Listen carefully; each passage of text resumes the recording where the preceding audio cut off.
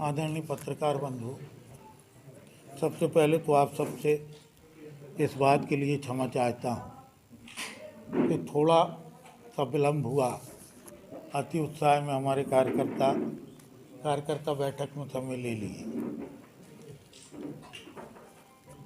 उसके लिए आप सबसे क्षमा चाहता हूँ।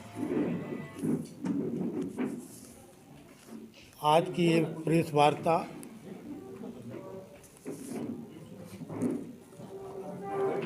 27 तारीख को हमारे प्रदेश अध्यक्ष पूर्व मुख्यमंत्री माननीय कमलनाथ जी के कार्यक्रम के संदर्भ में है। माननीय कमलनाथ जी विंध्य की इस श्रेष्ठ नगरी रीवा में 27 तारीख को पधार रहे और उनकी कोशिश है कि वर्तमान परिवेश और पूरा परिदृश्य आपके सामने है कि देश में किसानों की दुर्गति को लेके जो आंदोलन चल रहा, उसमें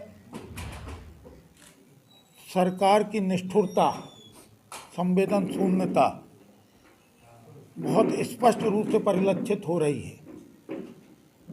करीब 90 दिन होने को आ गए हैं, किसान आंदोलन पर बैठा है और लगभग 230 किसानों की मौत भी हो गई है, लेकिन सरकार के पास संवेदना का एक शब्द नहीं है। उसी प्रकार से हर चीज़ों का निजीकरण करने की कोशिश सरकार कर रही है और कोशिश क्या कर रही है, कर ही रही है।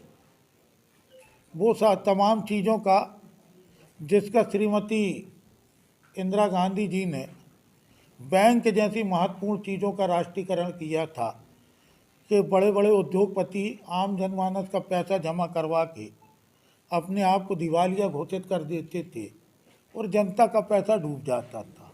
ये सोच के श्रीमती इंदिरा जी ने बैंकों का राष्ट्रीयकरण किया था। यहाँ वर्तमान सरकार जैसा किसान बिल में कर रही, वैसा ही बैंकों का निजीकरण करने में तुली हुई। उसके अंजाम ये हो रहे हैं कि हर चीज़ पे महंगाई की मार हो रही है, जनमानस परेशान है। ऐसी कोई चीज़ नहीं, पहले नोटबंदी में लोग परेशान हुए, जीएसटी में परेशान हुए, किसान बिल को लेके जो हालात बने वो भी आपको दिख रहा। कोरोना जैसी वैश्विक महामारी में कम से कम 3 महीने तक पूरे प्रदेश में लॉकडाउन की स्थितियां रही हैं। सरकार नाम की चीज़ नहीं दिखी।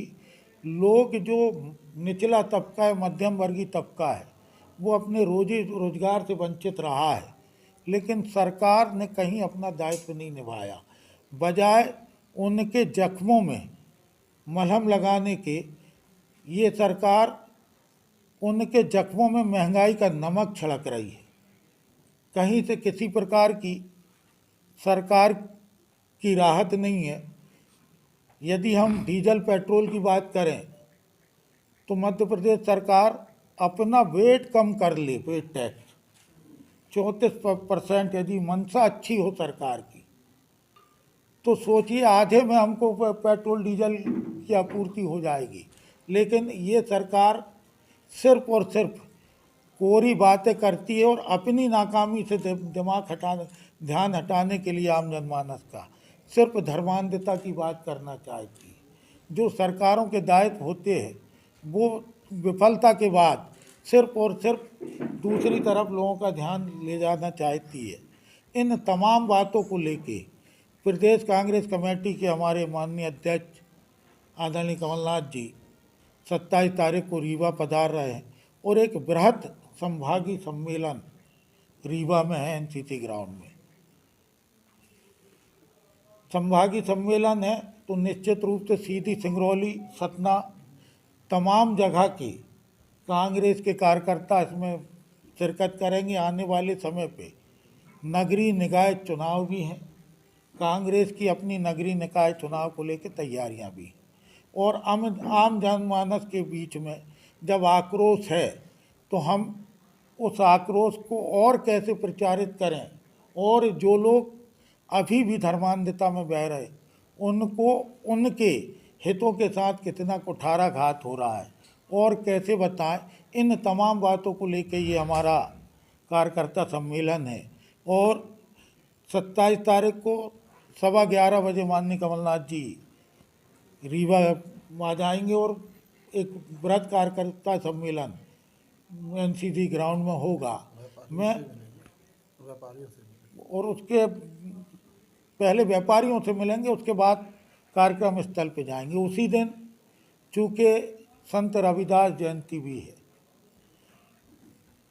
संत शिरोमणि गुरु रविदास जयंती के अवसर पर इस कार्यक्रम में उन तमाम लोगों से भी मिलेंगे जो संत रविदास जयंती के अवसर पर माननीय कमलनाथ जी से समय चाहते थे। और इन तमाम चीज़ों को लेकर ये हमारा एक आयोजन है। मैं आपसे गुजारिश करना चाहता हूँ, वर्तमान दशा आप पूरे प्रदेश की देख रहे हैं।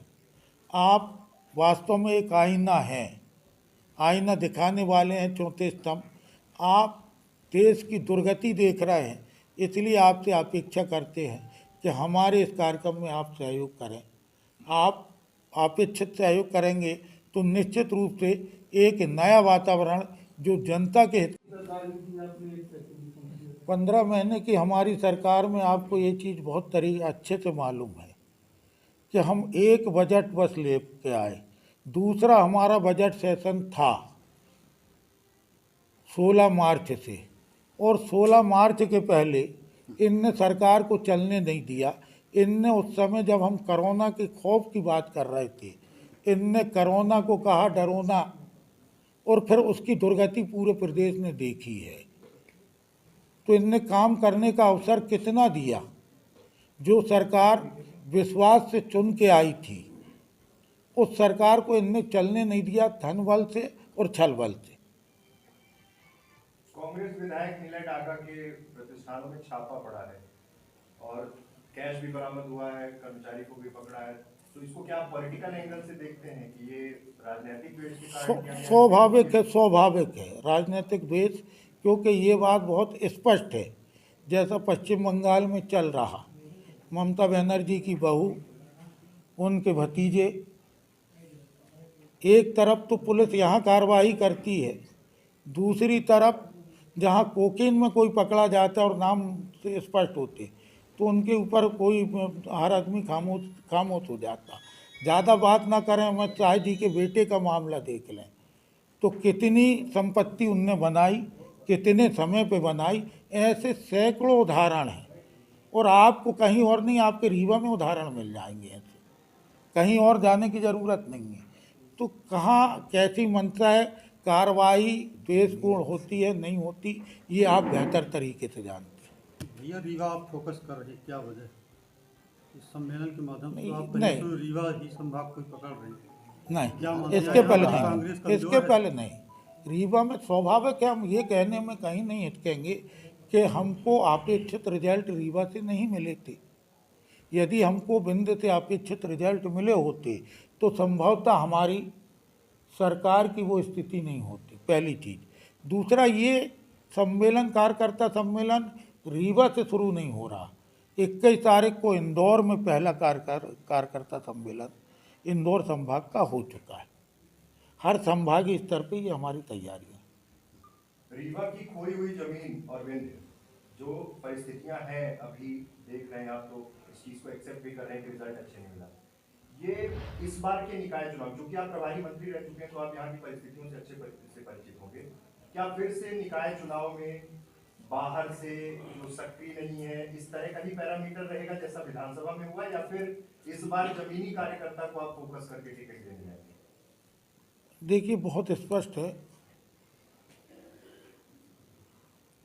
हर समय का अपना एक तजुर्बा होता है। हमने अपनी तमाम चीज़ों से अनुभव भी पाए हैं, और अनुभव के आधार पे हमने तय भी किया है कि हमारा फोकस इस समय कांग्रेस के प्रति प्रतिबद्धता और ज़मीनी हकीकत